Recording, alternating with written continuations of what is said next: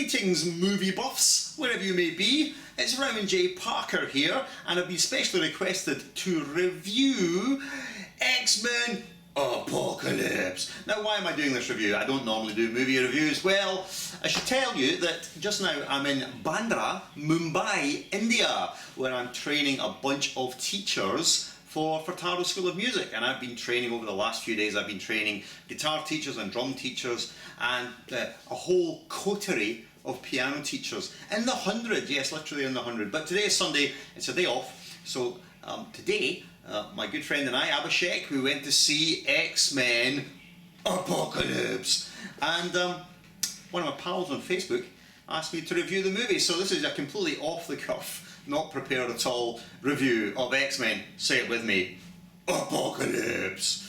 Alright, now, so this is going to be a spoiler-free review. If you've not seen the movie, I'm not going to spoil anything major in it. I'm going to try and talk in a very general way about the movie. Alright, so what can we tell you about it? Well, X-Men Apocalypse stars Michael Fassbender, James McAvoy, Jennifer Lawrence, Oscar Isaac, and a whole bunch of other actors.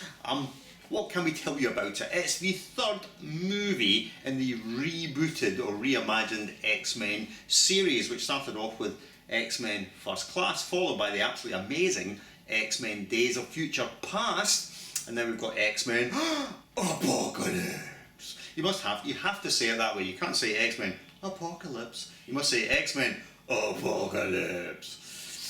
And the main villain, played by Oscar Isaac, is of course Apocalypse.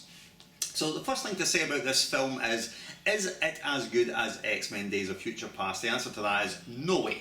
No, it is not. I found Days of Future Past to be a fantastically executed movie with an extremely interesting plot. The time travel device was used amazingly well, and great movie all round, lots of action, good character development, story arcs, great special effects. So the first thing to say about Apocalypse is that the plot, the story, is not nearly as interesting or compelling. So I'll give you an outline of the story without spoiling anything. Mutants have been around for a long time, thousands and thousands of years, and the oldest mutant of all is, of course, Apocalypse. Now, Apocalypse can serially reincarnate, and he reincarnates into the bodies of other mutants, and as he does so, he acquires their power, so he becomes a massively powerful mutant. However, he's been out of the game for a while because he's been buried at the bottom of an enormous pyramid for thousands of years, and of course, he gets dug up. And he gets dug up in the 1980s. So this film happens in the same timeline as Days of Future Past. It's a continuation of the story that was set at that time. So 10 years later, Days of Future Past was set in the 70s. 10 years later, we have Apocalypse set in the 1980s. And of course, the 80s I remember quite well because I was just a lad in the 80s. I was a mere stripling, a youth. It's a time when well, men were men and shoulder pads were very large and sheep were worried.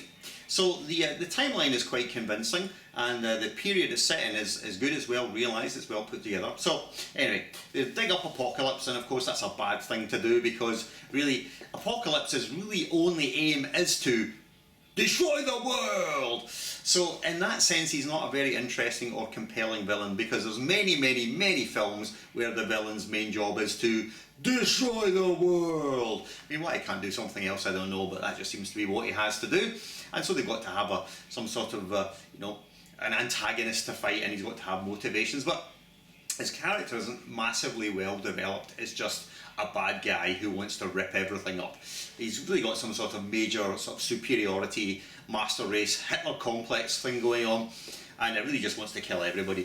For what particular reason, it is not really stated. So the main problem with this film really is that the story arc is not tremendously good, and some of the character development is not that great, and also the motivations of some of the characters to do what they do are a little bit unclear, or they behave in ways which are out of character for them.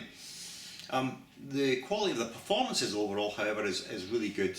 I mean, Fassbender is great to watch. McAvoy does a great job. Oscar Isaac, playing Apocalypse under all that makeup, still does a great job, though it is a bit of a generic bad guy. Jennifer Lawrence as a Mystique Yeah, I mean, she's good. It has to be said, for most of this movie, she actually manages to avoid wearing her makeup and just appears looking a lot like Jennifer Lawrence, or we might say like she looks a lot like Everdeen Katniss on a holiday.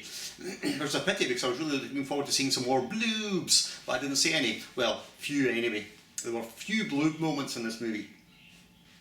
So what else can I tell you about it without ruining it for you? Well, the set piece action stuff is spectacular, and the special effects are very, very good. So there are some really jaw-dropping scenes of action, but it does feel a little bit like the movie's moving from set piece to set piece to set piece, and the story that's connecting it is really not so interesting. So the narrative is a bit disjointed, but it is an enjoyable film overall, and the performances are good, and the special effects are very good indeed.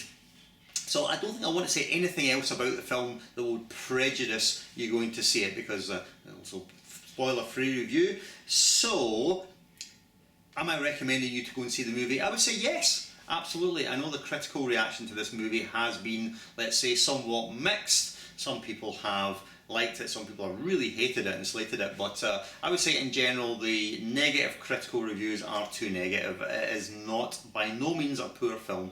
It's certainly, in my estimation, far better than, say, Batman vs Superman. It is not as good as Captain America Civil War. However, it is a good film and a worthy addition to the X-Men canon, shall we call it. So yeah, I would recommend going to see it. It's a fun time. Not the best film, it has issues, has flaws, almost as every film does, but there's the good that certainly outweighs the bad, and there's more to enjoy than not. Alright, so out of 10, I would give X-Men Apocalypse, I would give that, say, between 6 and 7. 6 on the low side, 7 on the high side. It's certainly no lower than a 6, but I don't think it's higher than a 7. It's round about there. So yeah, entertaining, certainly a very pleasant way to kill a couple of hours on a Sunday afternoon in Mumbai. Alright, well that will do it. I'm back off to work tomorrow to train something like over 70 keyboard teachers, and I'll try and get some snaps for Facebook and put it up. Till then, it's been Rowan J. Parker, very first movie review. Yeah, why did I even do it? Just because I felt that I could. Right, anyway, see you next time. Farewell. And breathe.